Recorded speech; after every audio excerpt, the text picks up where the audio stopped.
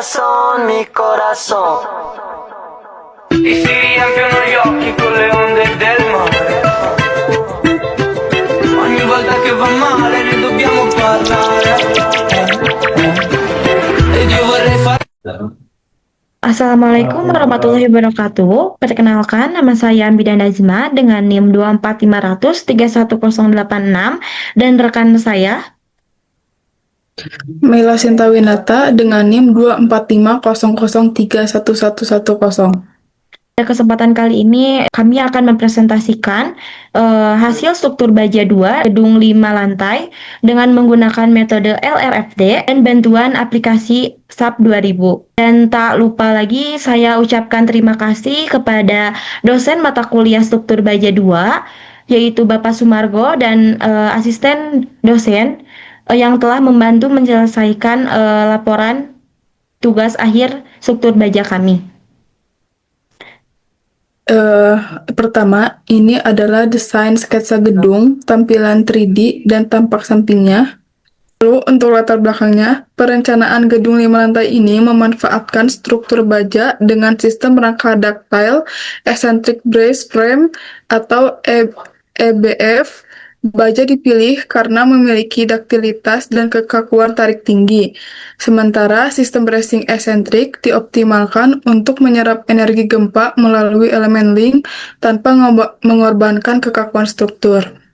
Selanjutnya, tugas besar struktur baja 2 ini bertujuan untuk merencanakan struktur gedung yang aman, kaku, dan efisien terhadap beban gravitasi maupun lateral.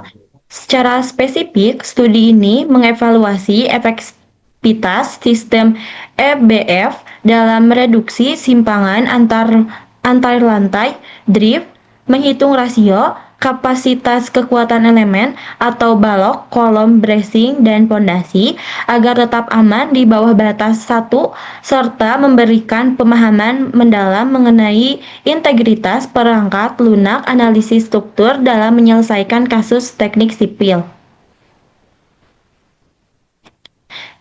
Lalu untuk data perencanaan gedungnya, fungsi bangunan ini tuh untuk gedung kampus perkuliahan dan laboratorium. Untuk jumlah lantainya ada 5 lantai. Material yang digunakan adalah baja BJ41 dengan FY 250 MPa dan FU-nya 410 MPa menggunakan beton K300. Lalu untuk sistem strukturnya rangka baja dengan bracing dan pondasi bore pile menggunakan software SAP 2000. Untuk standarnya menggunakan SNI 1729, SNI 1727, dan SNI 1726 dan menggunakan LRFD. Selanjutnya di sini ada pembebanan. Pembebanan yang kita pakai itu ada dead load. Di sini berat sendiri struktur dan untuk selanjutnya ada super dead load. Ada menggunakan dinding dengan 250 kg per meter kubik.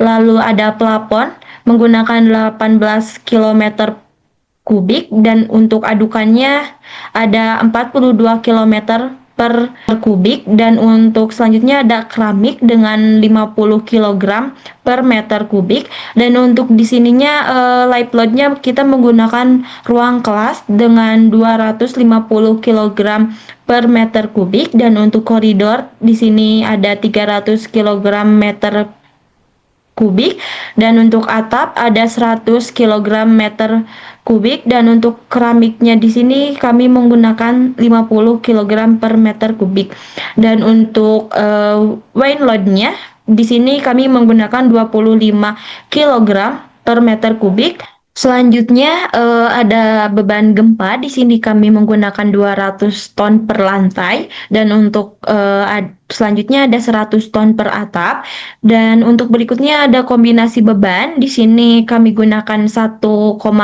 dikali dead load dan untuk berikutnya ada 1,2 dead load ditambah 1,6 live load dan untuk selanjutnya ada 1,2 dead load ditambah 0,5 live load dan untuk ditambah 1,3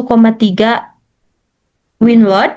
Lalu yang berikutnya ada kombinasi gempa menggunakan LRFD, dan untuk selanjutnya di sebelahnya ada gambar beban mati tambahan, dan untuk di bawahnya ada gambar beban hidup yang kami dapat.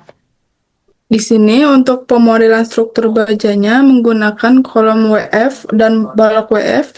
Di sini ada contoh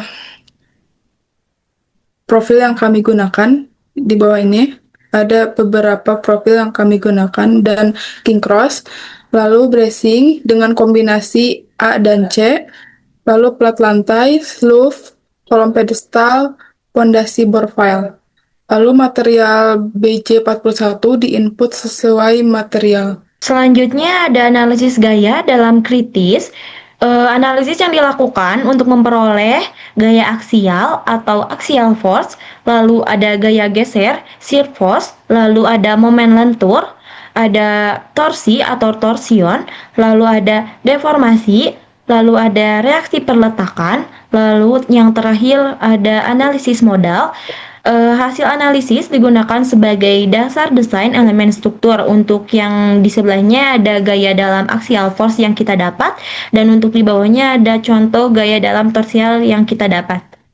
Lalu untuk perhitungan dan pencarian rasionya digunakan pengecekan terhadap kapasitas kolom, kapasitas balok, kapasitas bracing, dan kapasitas plat. Untuk kriteria rasio kurang dari 1 itu artinya aman. Untuk rasio lebih dari 1 atau berwarna merah artinya tidak aman.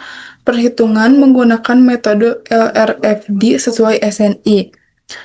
Ini adalah rasio kapasitas tampak 3D yang kita dapat. Tidak ada yang merah sama sekali, artinya aman. Selanjutnya ada kesimpulan dan hasil analisis desain. Di sini berdasarkan hasil analisis pembebanan lateral dan gravitasi, sistem bracing eksentris EBF terbukti sangat efektif dan menyerap energi gempa dan menjaga batas simpangan antar lantai. Tetap aman. Seluruh elemen struktur yang direncanakan memenuhi syarat kekakuan dan kestabilan dengan diperolehnya nilai rasio kapasitas terbesar hanya sebesar yang kita dapat, yaitu 0,352, dan rasio terkecil yang kita dapat ada di 0,05. Karena seluruh nilai rasio kapasitas berada di bawah batas aman yaitu 1, maka struktur gedung 5 lantai yang kami buat bisa dinyatakan aman dan handal untuk menahan beban yang bekerja.